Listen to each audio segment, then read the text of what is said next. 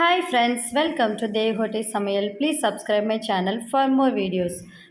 Hi friends, இன்றைக்கி என்ன ஸ்பெஷலான வீடியோ பார்க்க போகிறோம் அப்படின்னா, உங்களுக்கே தெரிஞ்சிருக்கும் ஹோட்டல் நேம் பார்த்ததுமே. ஆமாங்க, இன்றைக்கி வந்து மதுரையில் உள்ள சூரிய அண்ணாவோட ஹோட்டல் பற்றி தான் பார்க்க போகிறோம். ஸோ வீடியோவை ஸ்கிப் பண்ணாமல் ஃபுல்லாக பார்த்து என்ஜாய் பண்ணுங்கள். அப்படியே நம்ம சேனலை சப்ஸ்கிரைப் பண்ணிக்கோங்க. ஹோட்டல் ஃபுல்லாகவே பயங்கர ரஷ்ஷாக இருந்தது. என்னென்னு பார்த்தா இன்றைக்கி வந்து சண்டே. ஸோ ராஜ்மஹாலில் ட்ரெஸ் எடுத்துகிட்டு எல்லாருமே இங்கே தான் வந்து சாப்பிட்றாங்க போல். ஆனால் இது பக்கத்துலேயே நிறைய ஹோட்டல்ஸ் இருக்குது. பட் அதிகமாக இங்கே தான் எல்லோரும் போகிற மாதிரி இருந்துச்சு.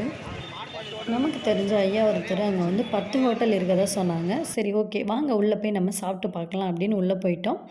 உள்ளே போனதுமே நமக்கு ஒரு டோக்கன் கொடுத்தாங்க. டோக்கன் வாங்கினா தான் ஃபுட்டு தருவாங்க. ஸோ இடத்துல உட்காந்தாலும் நம்ம வந்து டோக்கன் வாங்கிட்டு தான் ப்ளேஸில் போய் உட்காரணும். நெக்ஸ்ட்டு நம்ம டோக்கன் கொடுத்ததுமே அவங்க வந்து சர்வீஸ் பண்ண ஸ்டார்ட் பண்ணிடுவாங்க. இப்போ பார்த்திங்கன்னா ஒரு பிளேட்டில் நமக்கு அப்பளம், கூட்டு, பொரியல் எல்லாமே அதில் வச்சு ஒரு வடை வச்சுருப்பாங்க, ஒரு பாயாசம் வச்சுருந்தாங்க, வச்சு ஒரு பிளேட்டில் வச்சு கொடுத்துட்டாங்க. அதுக்கப்புறம் பார்த்தா சாப்பாடெல்லாம் நல்லா சூடாக இருந்தது. அந்த சூடாக இருக்க சாதத்தில் வந்து நம்ம பொடியும் நெய்யும் போட்டு ஃபஸ்ட்டு சாப்பிட்டு ட்ரை பண்ணி பார்க்கலாம் அப்படின்னு சொல்லிட்டு நம்ம வந்து ட்ரை பண்ணோம். சாப்பிட்றதுக்கு ஓரளவுக்கு இது நார்மல் எல்லா ஹோட்டல்ஸ்லேயும் கிடைக்கும், பெரிய பெரிய ஹோட்டல்ஸில். ஸோ சாப்பிட்றதுக்கும் நல்லா இருந்தது. வெஜிடேரியன் சாப்பிட்றோம் அப்படின்னா நம்ம இந்த மாதிரி நல்லாயிருக்கும் ஃபஸ்ட்டு சாப்பிட்றதுக்கு. ஹோட்டலில் சர்வீஸ்லாம் சூப்பராக பண்ணாங்க.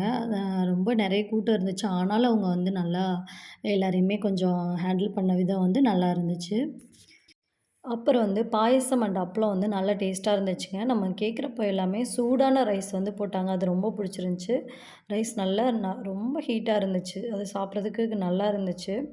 ஃப்ரெண்ட்ஸ், நெக்ஸ்ட்டு வந்து நம்ம சாம்பார் ட்ரை பண்ணலாம் அப்படின்னு சொல்லி கேட்டோம்.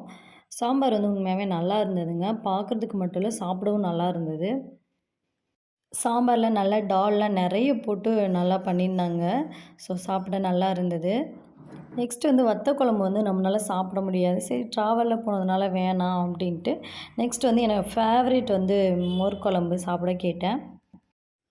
வத்த குழம்பு சாப்பிட்டவங்களும் நல்லா இல்லைன்னு, அவ்வளோவா டேஸ்ட் இல்லைன்னு சொன்னாங்க. நெக்ஸ்ட் வந்து மோர் குழம்பு உண்மையாகவே ரொம்ப பேடாக இருந்ததுங்க. எனக்கு சாப்பிடவே பிடிக்கல. மோர் குழம்பு லைட்டாக டேஸ்ட்டாக இருந்தாவே நான் சாப்பிட்ருவேன். பட் இங்கே வந்து சாப்பிடவே பிடிக்கல, அந்த மாதிரி இருந்துச்சு. ஸோ நம்ம வந்து இந்த மோர் குழம்பு வந்து சாப்பிட டேஸ்ட் இல்லை அப்படின்னு சொல்லிட்டு அந்த சாதத்திலே வந்து நான் மோர் வாங்கிட்டேன். மோர் வாங்கிட்டு சாப்பிட்டேன். மோர் கொஞ்சம் பெட்டராக இருந்தது. ஓகே, நார்மலாக சால்ட் எல்லாம் கரெக்டாக போட்டு பண்ணியிருந்தாங்க. அதை சாப்பிட்டுட்டு வந்தாச்சுங்க. ஃப்ரெண்ட்ஸ், பில்லு வந்து ஆக்சுவலி பர் பர்சனுக்கு வந்து 140 ருபீஸ்ங்க. ஆனால் ஃபுட்டு வந்து அந்தளவுக்கு டேஸ்ட் கிடையாது. 140 ருபீஸ்க்குனால் அது வந்து வெரைட்டிஸும் நிறைய இருக்கணும், ஃபுட்டோட டேஸ்ட்டும் நல்லா இருக்கணும். பட் இங்கே வந்து சாம்பார் ஓகே, மோர் ஓகே, ரசம் ஓகே, வத்த குழம்பு, மோர் குழம்பு இதெல்லாம் கொஞ்சம் லைட்டாக தான் டேஸ்ட்டாக இருந்துச்சு சொன்னாங்க. ஃப்ரெண்ட்ஸ், ஓவராலாக ஒரு 100 ருபீஸ் பே பண்ணலாங்க பர் ஹெட்டுக்கு. அந்த அளவுக்கு தான் இந்த ஃபுட் வந்து ஓகேவாக இருந்தது. ஃப்ரெண்ட்ஸ், இந்த வீடியோ உங்களுக்கு பிடிச்சிருந்துச்சின்னா மறக்காமல் நம்ம சேனலை சப்ஸ்கிரைப் பண்ணிக்கோங்க. பெல் ஐக்கானை கிளிக் பண்ணிக்கோங்க. தேங்க்யூ.